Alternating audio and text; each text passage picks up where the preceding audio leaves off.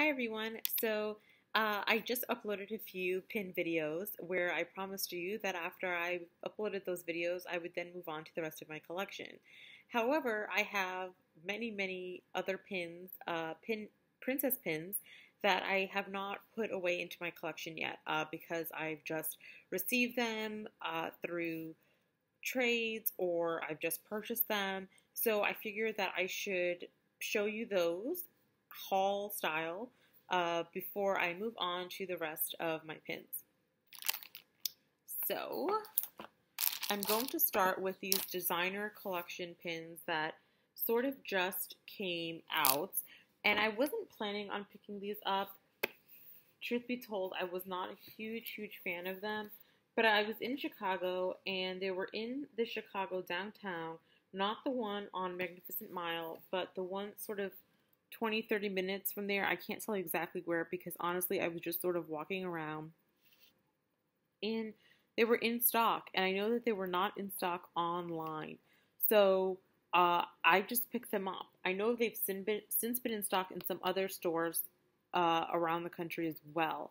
So what these are, they are the princesses if they were glamorized in the year that the movie came out. So, for example, Snow White came out in 1937, so she is dressed as if she was glamorized and came out in 1937.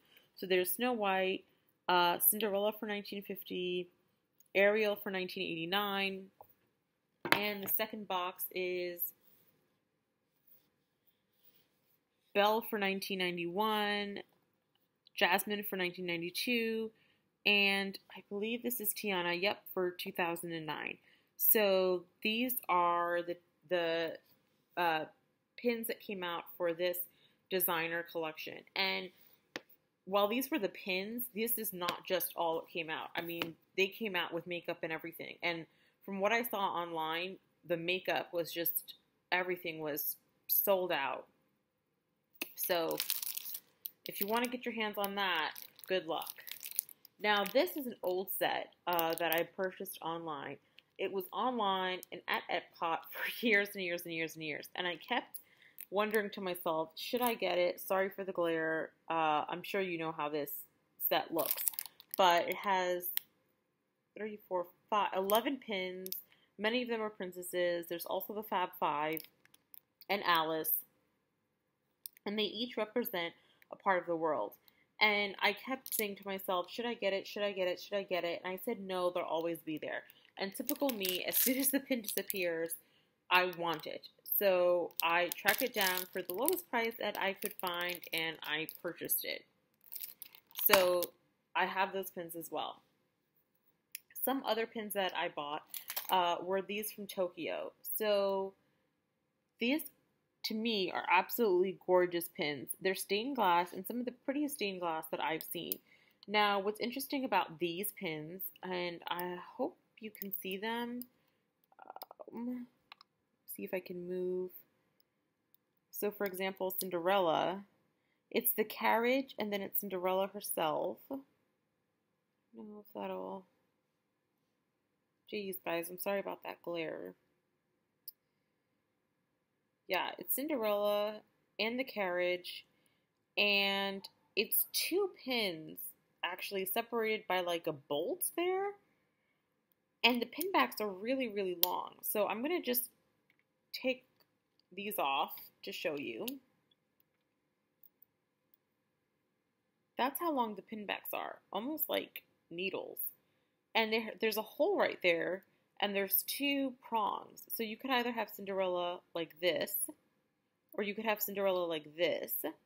My only issue is that it's almost too fragile to put in a book. And I don't really have a lot of boards right now. I want to have more boards, but I don't have a lot right now. So I'm not exactly sure what to do with these pins. I'm not sure how to display them.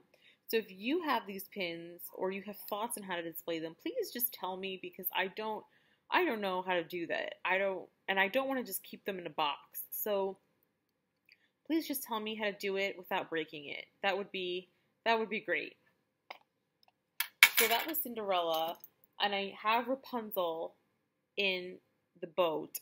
And if you've heard me, or if you've watched my Rapunzel collection video, you know that I love Rapunzel with flowers in her hair. So she has flowers in her hair. I'm going to take it off just so that you can see. Maybe I can manipulate it just a bit better.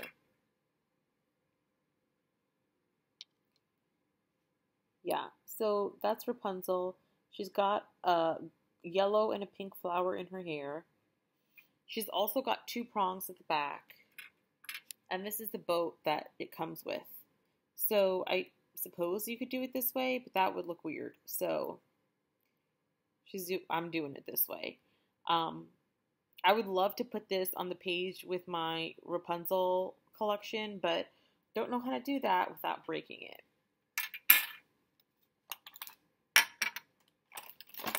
There's Jasmine as well.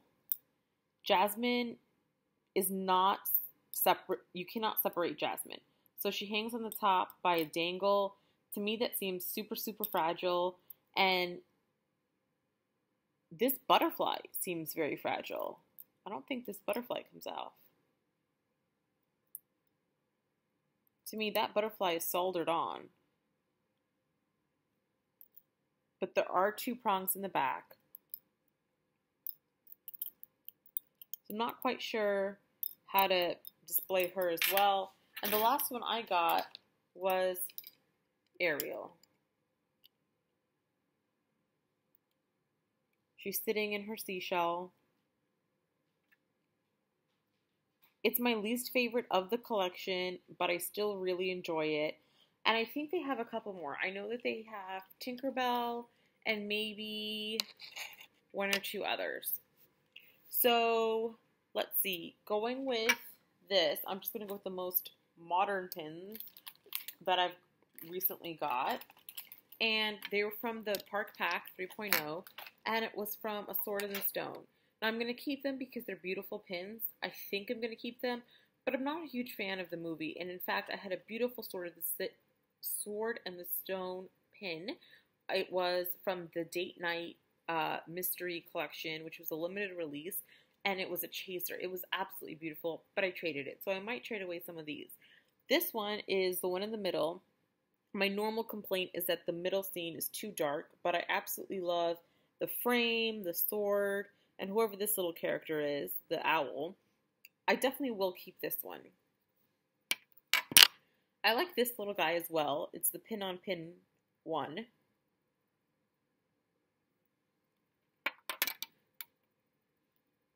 This, I'm not sure what's going on. I'm not a huge fan of stained glass to begin with, so this might be up for trade.